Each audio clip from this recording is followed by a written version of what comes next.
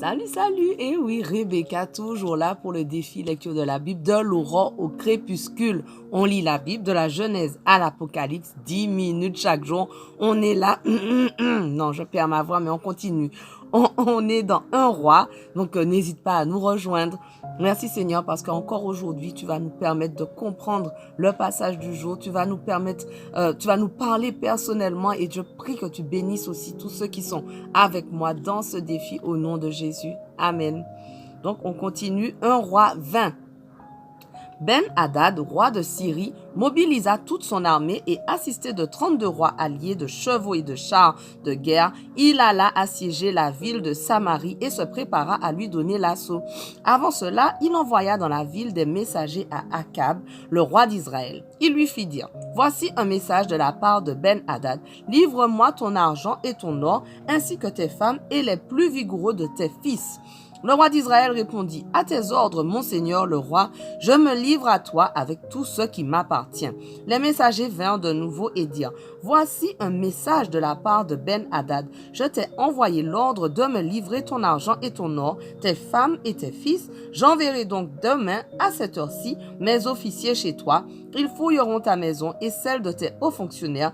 Ils prendront tout ce qui a de la valeur à tes yeux et l'emporteront. » Alors le roi d'Israël convoqua tous les responsables du pays et leur dit, « Vous pouvez constater que cet homme nous veut du mal, car il m'a fait réclamer mes femmes et mes fils, mon argent et mon or, et je ne lui avais rien refusé. » Tous les responsables et tout le peuple dirent à Akab, « Ne l'écoute pas, n'accepte pas. » Alors Akab répondit au messager de Ben-Hadad, « Dites à mon seigneur le roi, je ferai tout ce que tu as fait demander à ton serviteur la première fois, mais je ne puis céder à tes nouvelles exigences. » Les messagers allèrent rapporter cette réponse à leur maître. Alors Ben-Hadad envoya ce message au roi d'Akab. Que les dieux me punissent très sévèrement si je laisse subsister de Samarie assez de poussière pour remplir les mains de tous les guerriers qui me suivent. Mais le roi d'Israël dit au messager, allez donc lui dire que celui qui part au combat ne se vante pas comme celui qui en revient. Lorsque Ben-Hadad entendit cette réponse, il était en train de boire avec les rois alliés sous les tentes. Il commanda à ses officiers en position pour l'attaque et ils disposèrent leurs troupes pour donner l'assaut à la ville.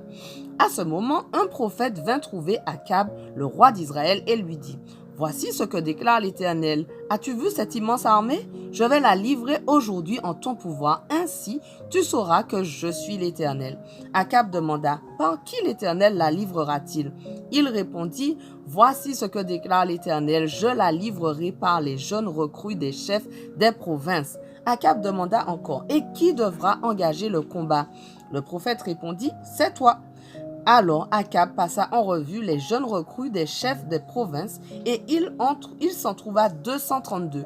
Puis il recensa aussi toute l'armée des Israélites et ils étaient 7000. Ils firent une sortie à midi. Ben-Hadad était en train de s'enivrer sous les tentes avec les 32 rois venus à son aide. Les jeunes recrues des chefs des provinces sortirent les premiers. Ben-Hadad envoya des hommes voir ce qui se passait. On lui fit ce rapport.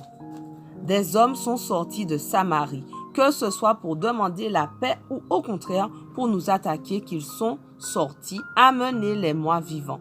Les recrues de l'armée qui les suivaient sortirent de la ville. Chacun s'acharna contre un adversaire et l'abattit, si bien que les Syriens prirent la fuite. Les Israélites se lancèrent à leur poursuite. Ben-Hadad, le roi de Syrie, se sauva sur un cheval avec d'autres cavaliers. Le roi d'Israël lança le gros de ses troupes et extermina les chevaux et les chars ennemis. Il fit subir une grande défaite aux Syriens. Alors le prophète vint trouver le roi d'Israël et lui dit, « Va de l'avant avec courage, fortifie tes positions, examine et réfléchis à ce que tu dois faire, car l'année prochaine, à la même époque, le roi de Syrie reviendra t'attaquer. » Les ministres du roi de Syrie lui dirent, « Leur Dieu est un Dieu des montagnes, c'est pourquoi ils nous ont vaincus. Attaquons-les en plaine et sûrement nous l'emporterons sur eux. Voici donc ce que tu devrais faire. Destitue tous ces rois de leur poste et remplace-les par des gouverneurs. Ensuite, recrute une armée aussi nombreuse que celle que tu as perdue, avec autant de chevaux et de chars. Puis nous les combattrons dans la plaine et certainement nous les vaincrons. » Ben-Hadad suivit leurs conseils et fit tout ce qu'ils lui avaient proposé. L'année suivante, à la même époque, il passa les Syriens en revue et s'avança jusqu'à la ville d'Aphek pour attaquer Israël. De leur côté, les Israélites furent aussi passés en revue et pourvus de ravitaillement. Ils se préparèrent à les affronter. Ils établirent leur camp en face d'eux, mais leurs troupes ressemblaient à deux petits troupeaux de chèvres, alors que les Syriens couvraient toute la plaine. Alors l'homme de Dieu vint trouver le roi d'Israël et lui dit: Voici ce que déclare l'Éternel. Les Syriens prétendent que je suis un Dieu des montagnes et non pas un Dieu des plaines. À cause de cela, je livrerai toute cette immense multitude en ton pouvoir. Ainsi, vous saurez que je suis l'Éternel. Pendant 7 jours, les deux armées campèrent l'une en face de l'autre. Le 7e jour, la bataille s'engagea et les Israélites tuèrent 100 000 fantassins syriens en un seul jour. Les survivants s'enfuirent à la ville d'Aphek où le rempart s'écroula sur 27 000 rescapés. Ben-Hadad s'était enfui et réfugié dans la ville et il s'y cachait en passant de chambre en chambre. Les ministres lui dirent: Écoute, nous avons entendu dire que les rois d'Israël sont des rois pleins de bienveillance. Permets-nous de nous revêtir des habits de toile de sac et d'entourer nos têtes de cordes. Nous nous rendrons au roi d'Israël et peut-être te laissera-t-il la vie sauve. Ils revêtirent donc des habits de toile de sac et mirent des cordes autour de leur tête. Puis ils se rendirent chez le roi d'Israël et lui dirent: Ton serviteur Ben-Hadad te fait dire: Laisse-moi la vie sauve. Akab leur demanda: Il est donc encore vivant? Eh bien, il sera mon allié. Ces hommes prirent cette parole comme un signe favorable et s'empressèrent de prendre Akab au mot. Oui, lui dirent-ils, Ben-Hadad sera ton allié. Akab ordonna: Allez le chercher. Ben-Hadad sortit de sa cachette et vint se présenter à lui. Akab le fit monter sur son char. Ben-Hadad lui dit: Je te restituerai les villes que mon père a prises à ton père et tu pourras établir tes comptoirs à Damas comme mon père en avait installé à Samarie. Et moi, reprit Akab, je te rendrai la liberté et je conclurai une alliance avec toi.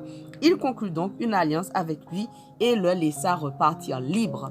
Sur ordre de l'Éternel, l'un des disciples des prophètes demanda à son compagnon de le frapper, mais cet homme refusa de le frapper. Eh bien, lui dit le premier: Puisque tu n'as pas obéi à l'ordre de l'Éternel, un lion t'attaquera et te frappera lorsque tu m'auras quitté. En effet, quand il l'eut quitté, un lion se jeta sur lui et le frappa. Le premier alla trouver un autre homme et lui adressa la même demande. Cet homme le frappa et le blessa. Alors le prophète, après s'être rendu méconnaissable en se mettant un bandeau sur les yeux, alla se poster sur le chemin que le roi devait prendre. Lorsque le roi passa, il lui cria: Ton serviteur a pris part au combat. Pendant la bataille, un homme a quitté les rangs et m'a amené un prisonnier en disant: Surveille-moi cet homme, si tu le laisses s'échapper, tu prendras sa place, ou bien tu devras me verser 3000 pièces d'argent. Or, pendant que j'étais occupé ça et là, le prisonnier a disparu. Le roi d'Israël lui dit: Tu as prononcé toi-même le verdict. Aussitôt le prophète enleva le bandeau qui lui masquait les yeux et le roi d'Israël reconnut que c'était un des disciples des prophètes. Il dit alors au roi: Voici ce que déclare l'Éternel. Tu as laissé échapper d'entre tes mains l'homme que je m'étais voué. C'est pourquoi tu prendras sa place et ton peuple périra à la place du sien. Le roi d'Israël s'en retourna chez lui, maussade et abattu. C'est ainsi qu'il regagna Samarie. 1 Roi 21. Quelque temps après ces événements, voici ce qui arriva. Naboth, un habitant de Jizréel, possédait une vigne à Jizréel, près du palais d'Akab, roi de Samarie. Akab fit à Naboth la proposition suivante: Cède-moi ta vigne, je voudrais en faire un jardin potager, car elle est juste à côté de mon palais. Je te donnerai en échange une vigne meilleure, ou si tu préfères, je t'en paierai la valeur en argent. Mais Naboth répondit à Akab: Que l'Éternel me garde de te céder la propriété héritée de mes ancêtres. Akab rentra chez lui, maussade et abattu, parce que Naboth de Jizréel lui avait dit qu'il ne lui céderait pas la propriété héritée de ses ancêtres. Il se jeta sur son lit, tourna le visage contre le mur et refusa de manger. Notre passage du jour touche à sa fin, mais on continue dès demain. Sois au rendez-vous, on ne lâche rien. Allez, sois béni.